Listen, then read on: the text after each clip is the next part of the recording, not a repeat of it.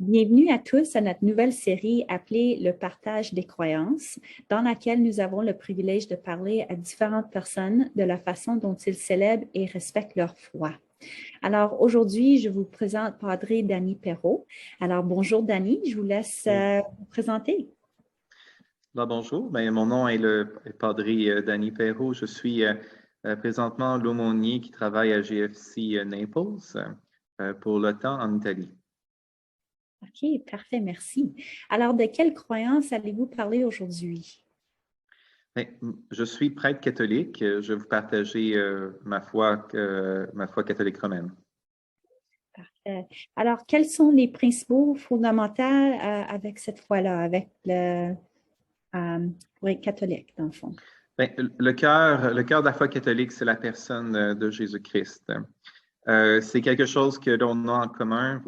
Je veux dire, on est conscient qu'il y a plusieurs dénominations, qu'il y a eu plusieurs divisions, on peut dire, dans l'Église chrétienne au cours des années. Ceci s'est passé même depuis, euh, même au commencement de l'Église. Il y a eu un certain nombre de désaccords, mais quelque chose qui nous unit et qui est importante pour tous, c'est que nous croyons que Jésus-Christ, vrai Dieu et vrai homme, est notre Sauveur et qu'il il est venu, autrement dit, pour restaurer l'humanité qui a été blessée par le mal. Et on a un terme vraiment théologique qu'on appelle péché, mais et c'est vraiment un aspect central de notre foi. Ce qui est peut-être plus spécifique, parce qu'il faut ensuite, parmi les églises chrétiennes, il y a plusieurs aspects, parce que chacun a son identité. Nous, c'est ce qui ne change pas, puis qui fait de nous qu'on est on est catholiques romains, c'est qu'on attribue un rôle très particulier au successeur de Pierre, l'apôtre. Lorsque Jésus lui a dit, tu es Pierre, cette pierre, je bâtirai mon église, on interprète que Pierre et ses successeurs avaient le rôle de guider l'Église. Et même après son reniement, lorsque Jésus lui dit confirme mes frères dans la foi, affermis mes frères, c'est comme ça qu'on l'a interprété. Alors, le pape et ses successeurs après lui ont un rôle bien particulier pour nous guider. Et par la suite aussi, le rôle des successeurs des apôtres, on appelle ça la succession apostolique. Et c'est quelque chose qu'on peut être fier. Je veux dire, comme catholique romain, on est capable historiquement de revenir de l'évêque, par exemple, comme par exemple mon évêque, moi, c'est un évêque en Abitibi, dans le nord de Québec. Eh bien, il a été, on est capable par succession apostolique, l'évêque qui l'a ordonné et l'évêque avant, et ainsi de suite, jusqu'à temps, on est capable de remonter jusqu'aux apôtres, parce qu'ils ont reçu un don particulier de transférer cette grâce-là. Et ensuite, nous, comme prêtres, on le reçoit à un degré subordonné afin d'aider les évêques en quittant le peuple de Dieu. Merci. Alors, qui sont les personnes ou les divinités importantes de la foi catholique? Je veux dire, pour divinité, il faut bien s'entendre. On est monothéiste, on croit en un seul Dieu. Un seul Dieu en trois personnes distinctes, parce que quand Jésus vient dans le monde, ça l'amène une conception qui est très particulière, parce que s'il est le Fils de Dieu, du Dieu unique, ils sont tellement unis ensemble qu'ils ne sont pas séparés, autrement dit, dans la divinité, ils sont ensemble, mais il agit de manière distincte, comme le Fils n'est pas le Père, et quand il nous envoie l'Esprit Saint a sa propre mission aussi pour nous. Souvent, je veux dire, on peut rendre ça le plus simple possible en disant, c'est comme Père créateur, le Fils sauveur et l'Esprit Saint sanctificateur. Quelles sont les fausses conceptions de la foi catholique? Il y en a quelques-unes, parce que c'est une des choses qui arrive souvent, c'est quand tu t'exposes comme catholique, il y a des personnes qui vont avoir de la difficulté avec l'Église, surtout l'aspect institutionnel. On avait parlé, c'est un des aspects qui est fort chez nous. On est organisé, mais en même temps, on est très visible et on a 2000 ans, on a 2000 ans d'histoire.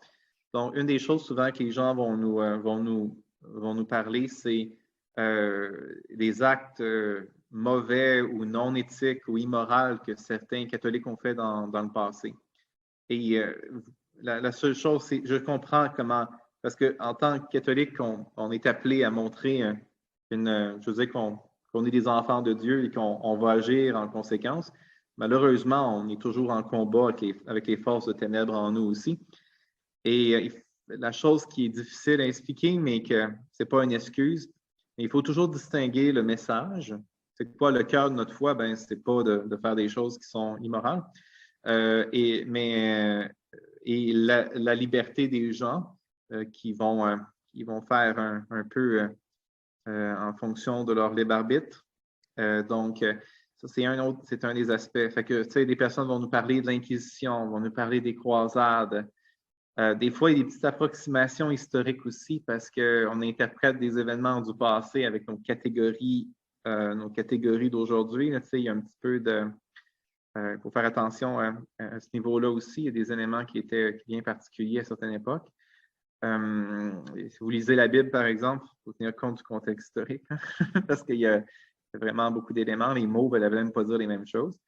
Il y a des traductions. Fait que ça, c'est un des aspects.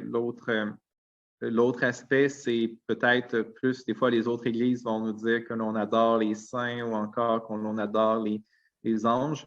On adore uniquement Dieu, mais c'est vrai que l'on accorde un respect particulier à la Vierge Marie et aux autres serviteurs de Dieu qui ont vécu auparavant, ou encore les anges qui ont un rôle hiérarchique des fois dans le gouvernement divin. Mais cependant, on ne leur accorde pas le culte d'adoration d'aucune manière. Fait que c'est peut-être des fois une petite mauvaise communication, autrement dit, par rapport à ce que l'on fait. Mhm. Merci. Comment est-ce que la foi catholique est célébrée? Est-ce qu'il y a des journées importantes à respecter? Oui, bien, une des choses qui est intéressante, c'est qu'il y a beaucoup de congés fériés que l'on a qui viennent un peu de tradition liturgique parce que des congés fériés il était un temps, comme là, par exemple, en Italie, le 8 décembre, ils vont célébrer bientôt le 8 décembre, on va être en congé. Mais c'est parce qu'on célèbre l'Immaculée Conception. C'est une fête catholique qui est là. La fête de la Toussaint, par exemple, c'est une journée d'obligation. C'est la fête de tous les saints. Ben aussi, on n'a pas ça au Canada, par exemple, là, mais il y en a d'autres. Je veux dire, Noël, par exemple, ou encore Pâques ou le Vendredi Saint. Évidemment, Pâques, c'est sûr, c'est un dimanche, mais le Vendredi Saint, on a des congés fériés aussi.